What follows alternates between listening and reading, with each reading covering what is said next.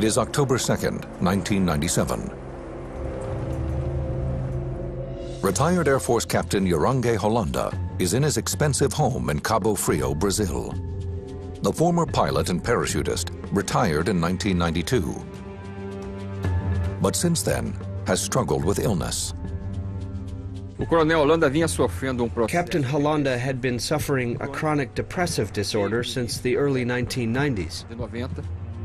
In my personal view, this depressive process originated from something that he had experienced a long time ago in the Amazon.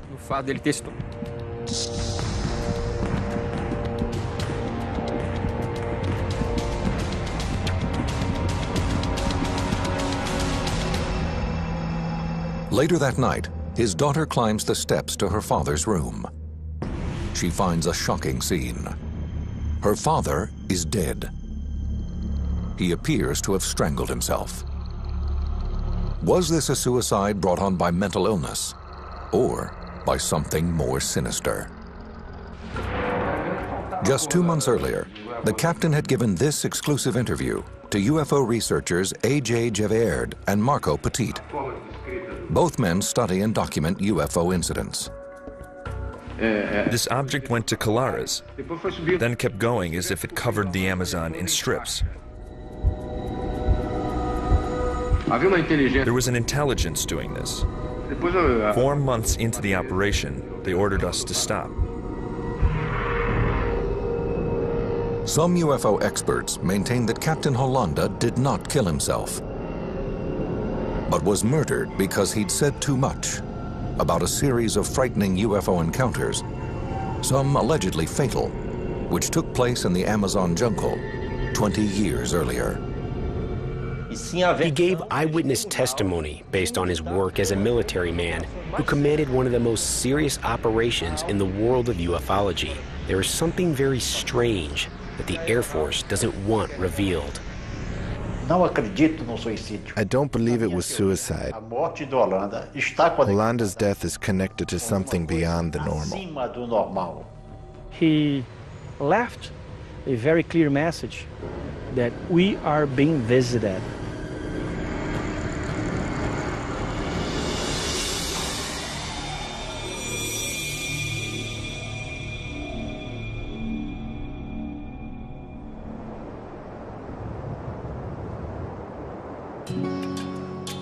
Captain Holanda's UFO sightings began here, on the island of Colares, at the mouth of the Amazon River in Brazil. Though it is only a 2-hour drive from the bustling city of Belém, it is a world away in terms of culture and technology. They are poor people. They are fishermen and farmers, people who lead a very peaceful life.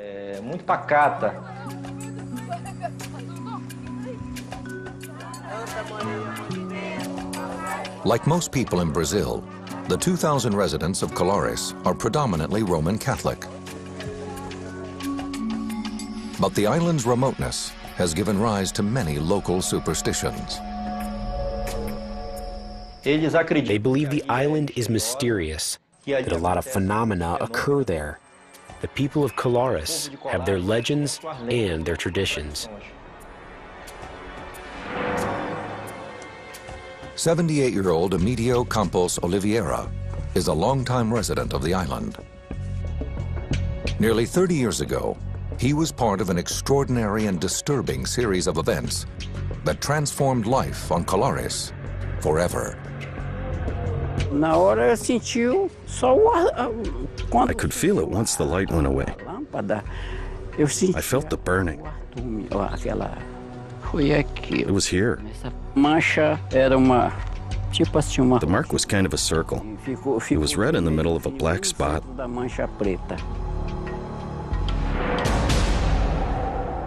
It began on a warm night in October 1977. Around 11 p.m., Oliveira is ready for bed. His wife kisses him goodnight as he settles into a hammock in the living room, where he likes to sleep. Suddenly, a beam of light floods the room. It appears to be coming from above. It is so powerful that it penetrates the ceramic tiles of his roof. A bright light appeared before my eyes, coming down from the ceiling on top of me. It attacked my thigh. I felt a burning sensation. The light was quite bright. Quite bright. As quickly as it came, the light disappears. Unable to find an explanation for what has just happened, he tries to go back to sleep.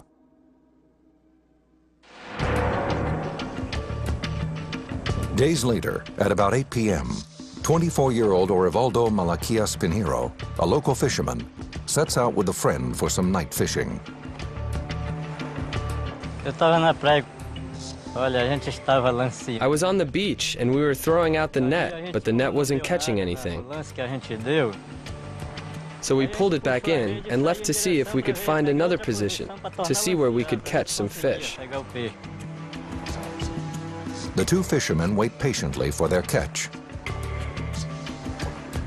Suddenly, Pinheiro's friend notices a low-flying, bright light in the sky. There was no noise, no smell. He looked out to the sea, and this light was coming from the direction of the sea toward us. We got scared and took off running. The two men race towards town. Panic-stricken, they tell other residents about what they've just seen. They learn that they are not the only ones to experience these mysterious sightings. In fact, dozens of people say that over the past few weeks, they've been chased, as if they're being hunted down and attacked by the lights. 25-year-old dentist Lucia Helena Marquez says she too had a strange encounter on a nearby beach. Aí estávamos ali no mercado. We were at the market and there was a commotion. Houve alvoroço, né, que tava. This object appeared and everyone ran to the seashore. Objeto não identificado. We saw two lights hovering in the air. Lá pra beira-mar. One light would be on and the other would be off. Pelo ar. They kept doing it like a signal. A outra apagava e ficava assim, tipo The colors that we saw most were red. Red was the brightest color, then green, red, green, and yellow in the back. Depois o verde, era vermelho. Then it just disappeared. Depois sumiu. As residents of Colares struggle to make sense of these strange occurrences, 2 hours away in Belém, 25-year-old reporter Carlos Mendez gets a call in his office. I first heard pieces of information through telephone calls from people linked to the town. They were saying the newspaper should go there because these lights were appearing and the people were becoming very afraid. Mendez, who works for the newspaper O Estado do Pará, calls his photographer. The two men leave for Colares that night. When they arrive, the men are swarmed by residents, wanting to tell their stories about being attacked by strange beams of light.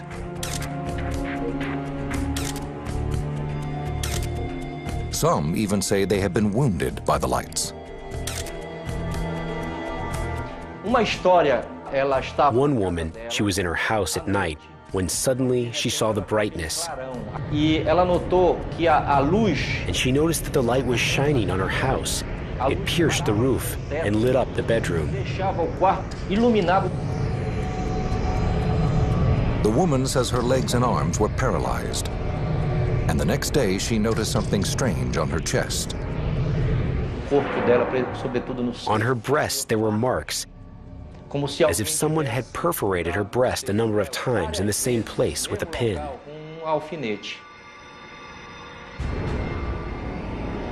Other alleged victims tell similar stories. They also say that while they were immobilized by the light, they felt as if it were somehow sucking their blood. Reporter Carlos Mendez never sees the lights for himself. He doesn't know what to make of the bizarre stories, but he can see that the terror is real. I noticed a lot of fear in those humble people. It was a sign that something very bad was happening. Over the next 2 months, the sightings increase and the island erupts in panic. Over 80 people report being targeted by intense beams of light. The stories were always the same. The lights came down from space, sucked on those people, paralyzed these people, and affected these people. They couldn't understand why they were being attacked, but they said they were attacked violently. So I was trying to understand why it was happening and if the lights were really appearing to these people. The locals become so alarmed that many of the women and children leave town. Some men light bonfires along the beach and stand guard at night.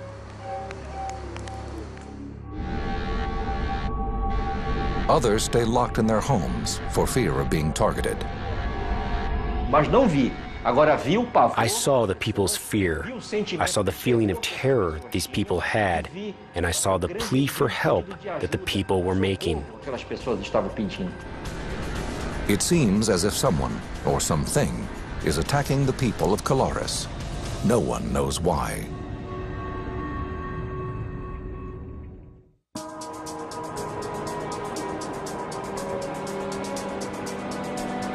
September 1977. Panic has overtaken the remote Brazilian island of Colares, 68 miles north of Belém. Dozens of residents say they've been attacked by strange beams of light, emitted by unidentified objects in the sky. At that time, Dr. Valaide Carvalho is the 24-year-old director of the local healthcare unit. She has been on the island for only 6 months.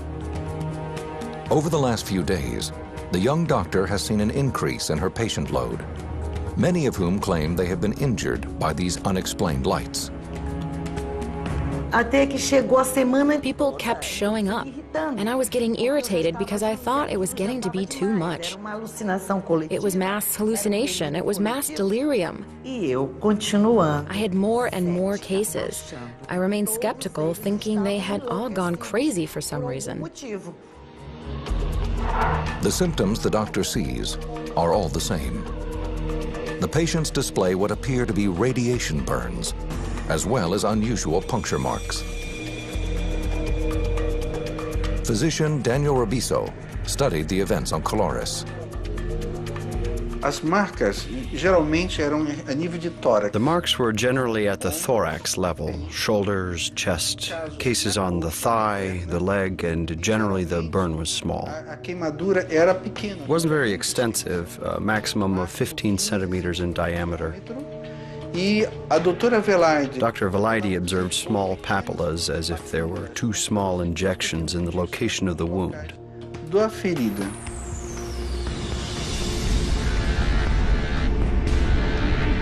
Victims report that these burns were caused when the light made contact with their skin. But the wounds are unlike any burns the young doctor has treated before. The marks caused by the burns turned black suddenly, as if they were burns that had been around for 10 days or so. However, many times it had only been 10 minutes since they were made. And the doctor's most disturbing cases are yet to come. In September, she examines a woman whom relatives claim has been attacked inside her home by a bright light.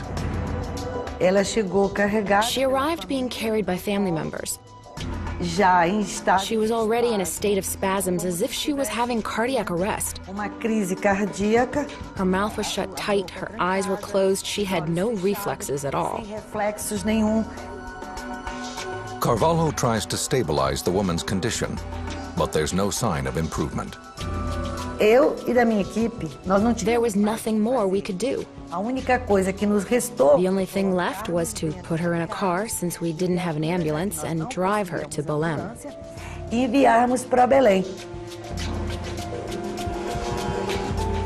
Carvalho waits for an update on the woman's condition. 5 days later, another serious case is brought to her clinic.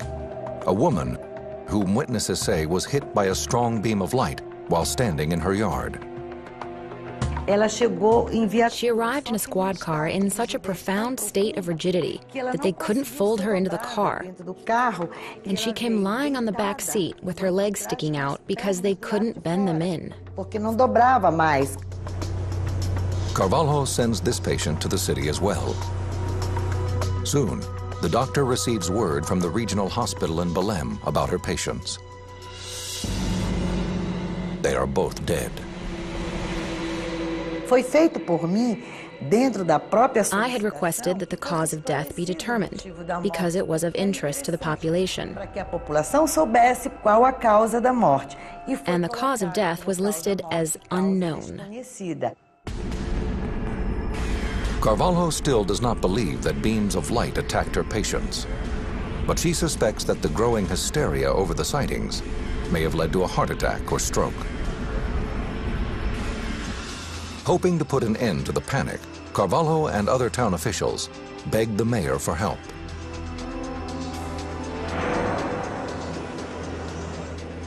In September, the mayor contacts the Regional Air Command of the Brazilian Air Force, or COMAR. It is at this point that COMAR assigns Captain Yarangue Holanda to lead a team of Air Force officers in an investigation of the strange events on the island.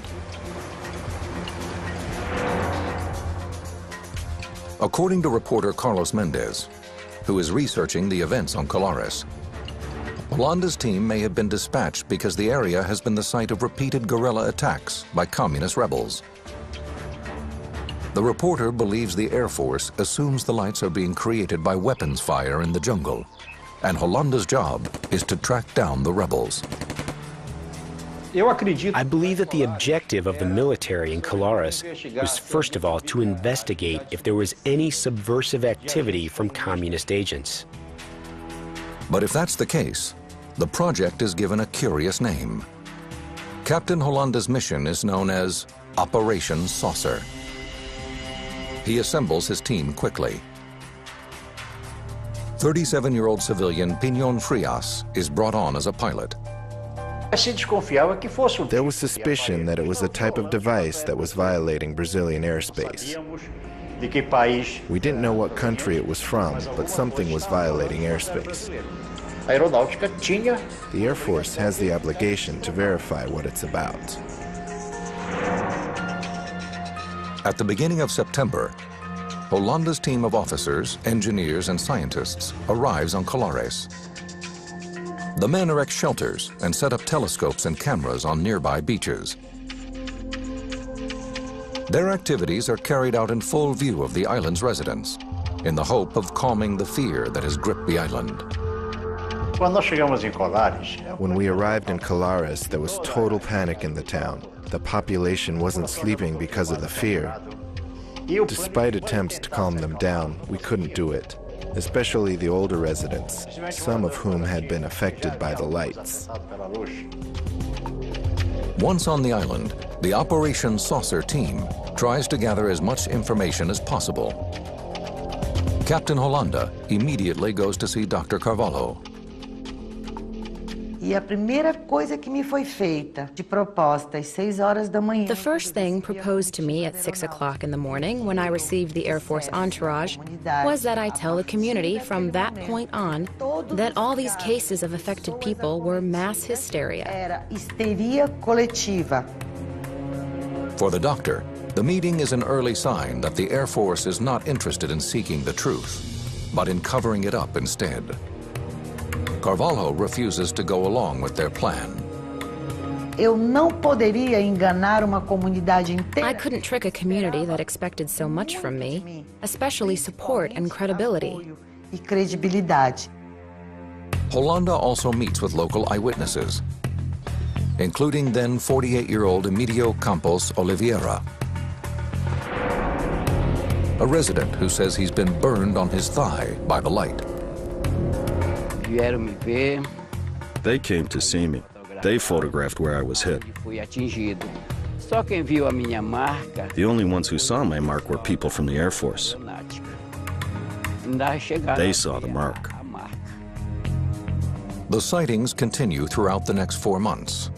Captain Holanda's team is busy collecting information from witnesses and town officials. Their surveillance equipment is in use 24 hours a day. But the Air Force does not release their findings to the public. Those who think that Operation Saucer will help determine the truth are disappointed.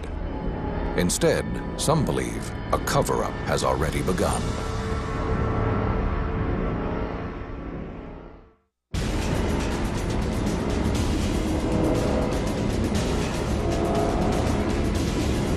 By October 1977, the strange occurrences on the island of Colares have caused the Brazilian Air Force to investigate.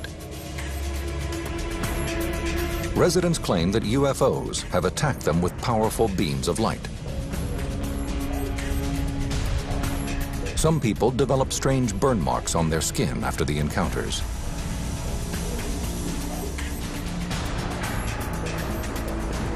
Two women have even died. The Air Force's project Operation Saucer, under the leadership of Captain Urangue Holanda, is gathering information on the mysterious sightings. The military did not take weapons to Colares. Their weapons were cameras. Lots of cameras. Over a 4-month period, Holanda and his team take photos and make sketches.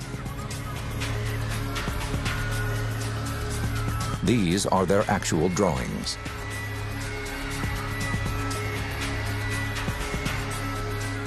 They also conduct interviews with the residents, including Dr. Valaide Carvalho. She has treated dozens of patients who claim they have been attacked. Initially, the doctor is skeptical about their stories, but soon she experiences a UFO sighting herself. It is around 6 o'clock. Carvalho is returning home from her shift at the local healthcare unit and sees a woman faint.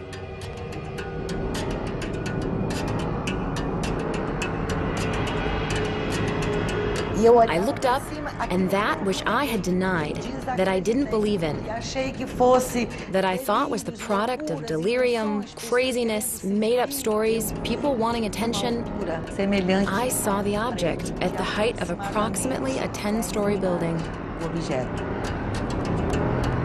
The object is cylindrical. Carvalho suddenly feels paralyzed by what she is seeing. It didn't have the color of stainless steel, or the color of silver, or the color of anything else. It had its own color, and it moved in elliptical movements. It was directly over my head, making elliptical movements and coming back again.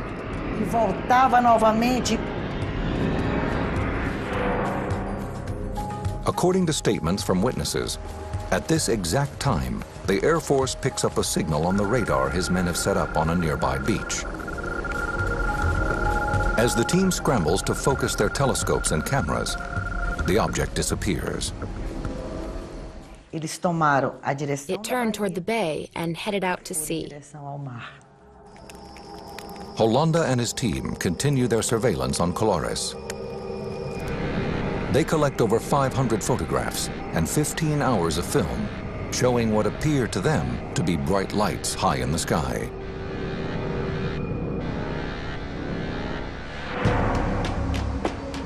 The reports from the investigation are sent back to Comar headquarters in the nation's capital of Brasilia.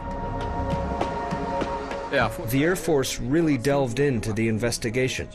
They had to give some kind of an answer to the people that were having these encounters. And I'm certain that it came as a surprise that the military men from the Air Force themselves began having their own encounters, their own experiences.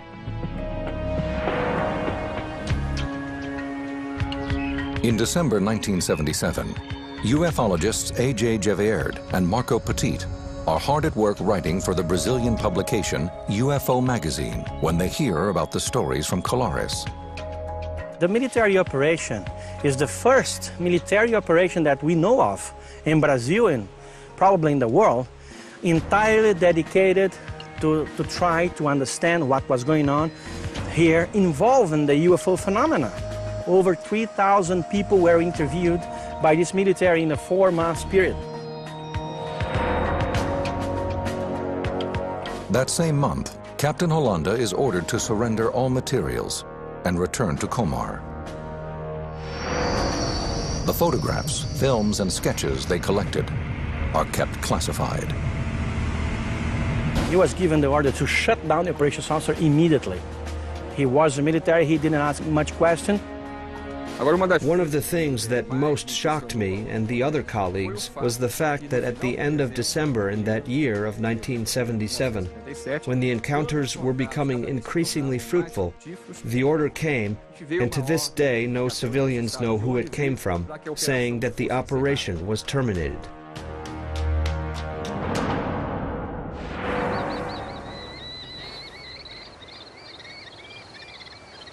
Over the next few months, reports of strange sightings and bizarre attacks subside. In time, the stories about mysterious lights in the sky drift into local legend. For the next 30 years, Operation Saucer is kept under wraps, but Captain Hollanda does not remain silent forever.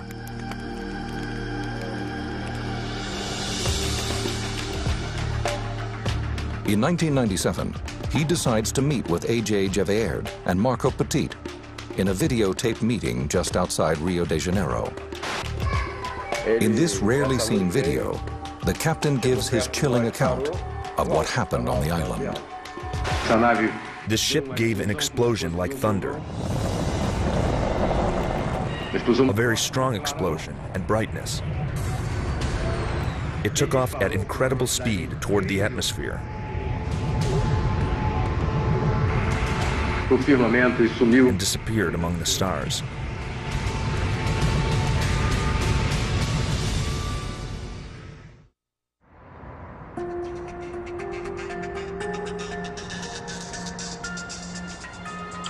In 1977, the Brazilian Air Force's UFO investigation, called Operation Saucer, generates a massive report which sits in classified government archives for over 20 years.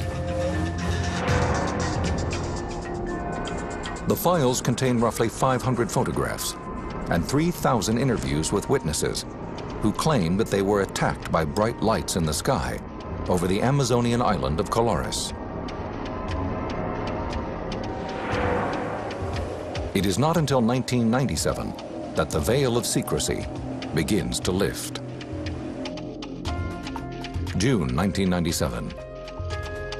Ufologist and editor of the Brazilian publication UFO magazine, A.J. Gevaerd, is at work when he receives a phone call.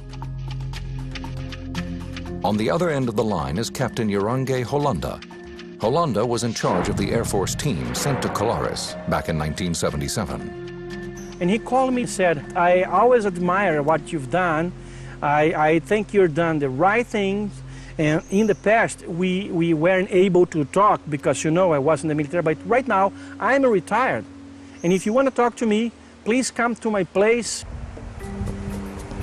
Soon, Gevaerd and his co-editor Marco Petit head to see Hollanda. For 2 days, the three men gather at the captain's house in Cabo Frio, just outside Rio de Janeiro. They videotape the entire meeting.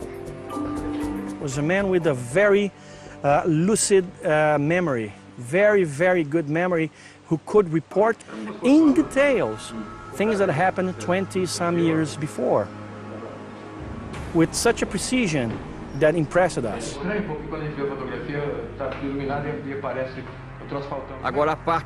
The most important part without a doubt, is his description of the encounters he had with these ships.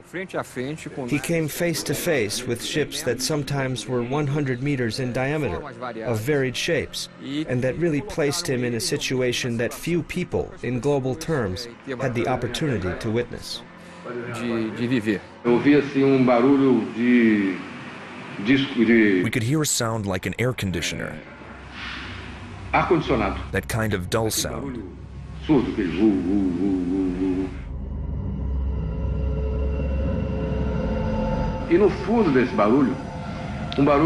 And deep inside the sound, there was a clicking noise, like the sound of a ratchet. This noise coming from the ship was very clear.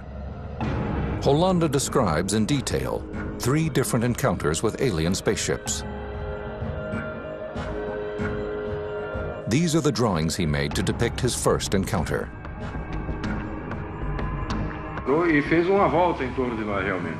He told the researchers that his second encounter occurred one evening while he and his team were standing on the beach. The light came close to us and stopped high. It was high, quite high up there. But it stopped and actually made a circle around us. It made a circle and then took off toward the east. The captain then describes his last and most shocking encounter. He tells the ufologists that he was visited by a humanoid from one of the ships while he was in bed. I was lying on my side. Suddenly, a very powerful flash lit up the room. I was startled. I heard a strange thing, and immediately afterward, there was a being behind me, hugging me. It was a rather strange situation. The captain then goes on to describe the alien. It was 1.5 meters tall, more or less, dressed in a suit resembling an astronaut or a diving suit. It was kind of soft. It wasn't very tight. I didn't see the face. It had a mask that was lead gray, and I couldn't tell the details of the face. I didn't see any eyes. I didn't see any shape. Hollanda also tells the researchers that the alien spoke to him. I was very frightened. And that thing behind me, hugging me, squeezing me. And it spoke into my ear in Portuguese, with a sound. It seems like a computer, that metallic voice.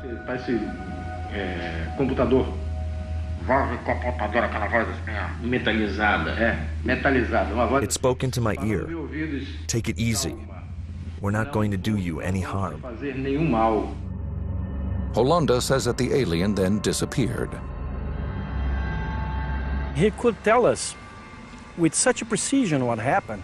And you can see that there was a great variety of objects operating in this area. Some objects, strangely, they would come from the jungle. They would come from between the trees. Some other would come from the sky. And a few others would come from the water. That's very amazing. The captain makes another startling claim. He shows the ufologists his arm. There appears to be an object implanted under the skin.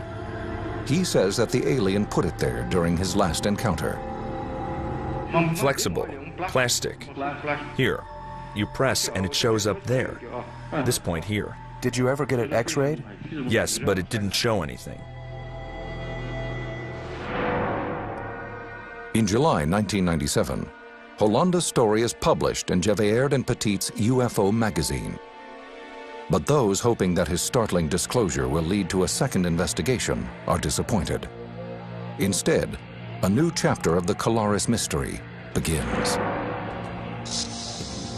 On October 2nd, 1997, Captain Hollanda dies. The official cause of death is asphyxia, but it is not clear if the death was accidental, suicide, or perhaps murder. According to colleagues, Hollanda did have a history of mental illness and had attempted to kill himself before. Yet others who knew the captain say it could not have been suicide. His co-pilot, Pinon Frias, suspects that he may have been murdered. Holanda would never take his own life. I can't accuse anyone of anything either. But he would never tie a rope around his own neck and lie down hanging himself. But A.J. Gevierd disagrees with Frias. He took his own life. That was his decision. He was depressed. But what I know is that that man left us a very important message, is that we are being visited. And the Brazilian Air Force, which means the Brazilian government, knows about it. In March 2004, A.J. Gevierd and Marco Petit decide to take action. 6 years after the captain's death, they demand access to the classified Colares report under a campaign they created called Freedom of UFO Information Now. This kind of information that we are talking about, I believe as a UFO researcher and as a citizen of Brazil, that it should not be restricted to the military files, to the military headquarters. It must be known by all society.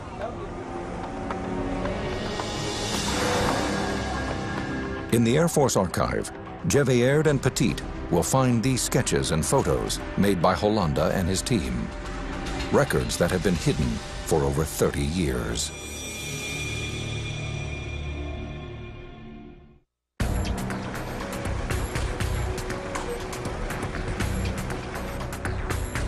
On May 20th, 2005, Brazilian ufologists A.J. Gevierd and Marco Petit and a handful of other UFO researchers arrive at Brazilian Air Force headquarters to examine classified documents they have pressured the government to reveal.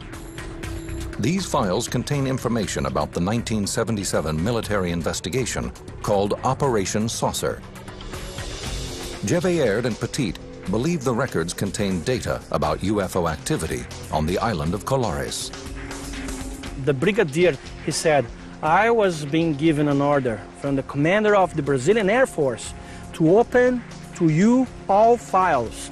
You can watch everything that you please. But in fact, the two claim they are not permitted to see all the documents about the incidents.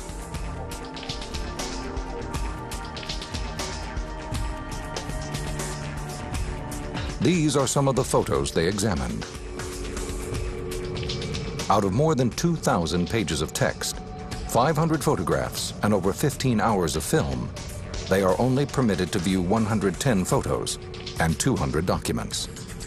The materials are both illuminating and puzzling.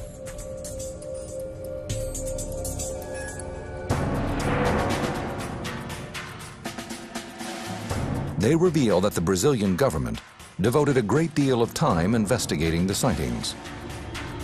They document numerous statements given by eyewitnesses.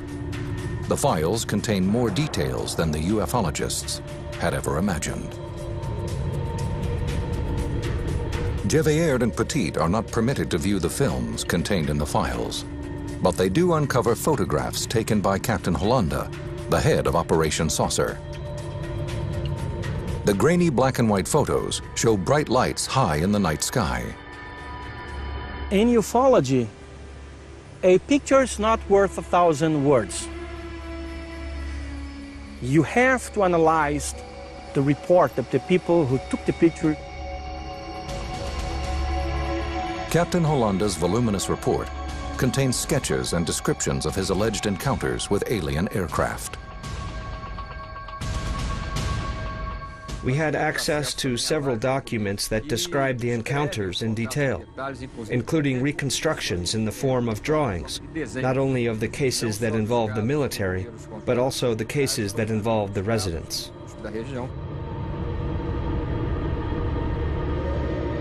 The documents describe several different encounters with the mysterious lights. The UFOs could come closer to people, and sometimes they could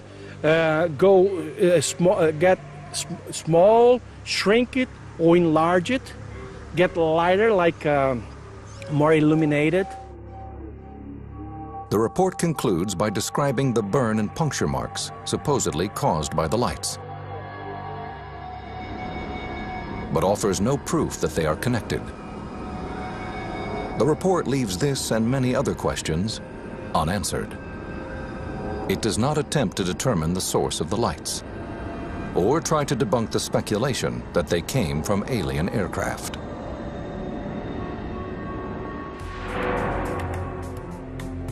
Today, it seems clear that a definitive explanation for the Colares sightings will not come from the Brazilian government. Officially, the Air Force states that, regarding Operation Saucer, a report was produced with diverse depositions, apparently without any scientific foundation.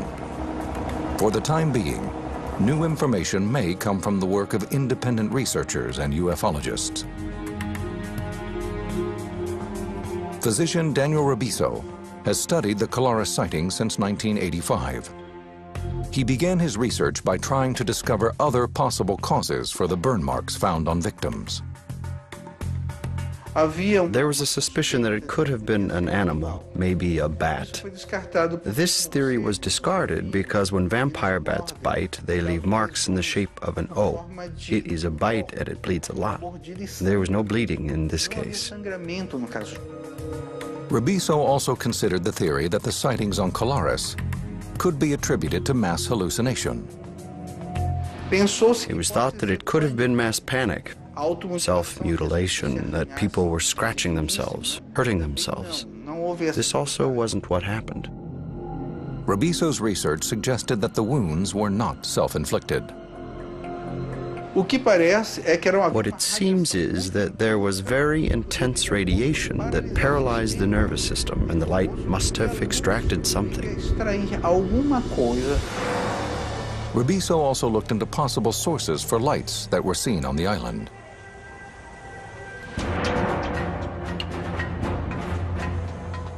At the time of the sightings, the Brazilian government was fighting communist guerrillas in the state of Pará, in which Colares is located. There was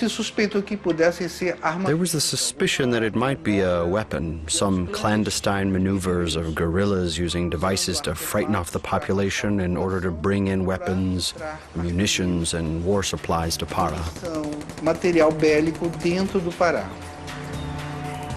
Despite reports of guerrilla activity, the government will neither confirm nor deny the information.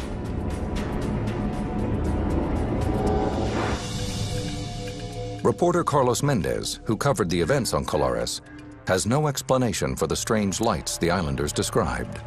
But he believes that the remoteness of Colares and the superstitions of its inhabitants may have played a role in keeping the stories about UFO sightings alive. The people were shocked, frightened.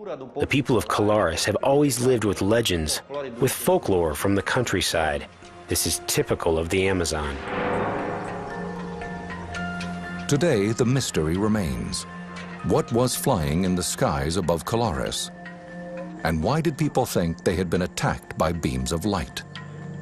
Eles estavam retirando provavelmente material biológico, provavelmente sangue mesmo. I believe that they were extracting biological material, probably blood, so that they could create vaccines and develop some protection for their own bodies, for their own civilization.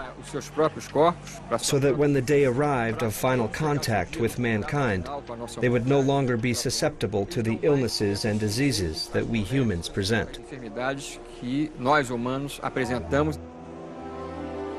As for Captain Holanda, the head of Operation Saucer, ufologists Marco Petit and A.J. Gevaerd are convinced that he came forward out of a sense of duty. Holanda was convinced that he couldn't die without telling the story. It was fundamental that we hear from the main protagonist in the story who had commanded the entire investigation. He simply said that tomorrow he could be dead. He could be dead and the truth would die with him. And evidently, he didn't want that to happen. He left us a very important message with us. We are being visited.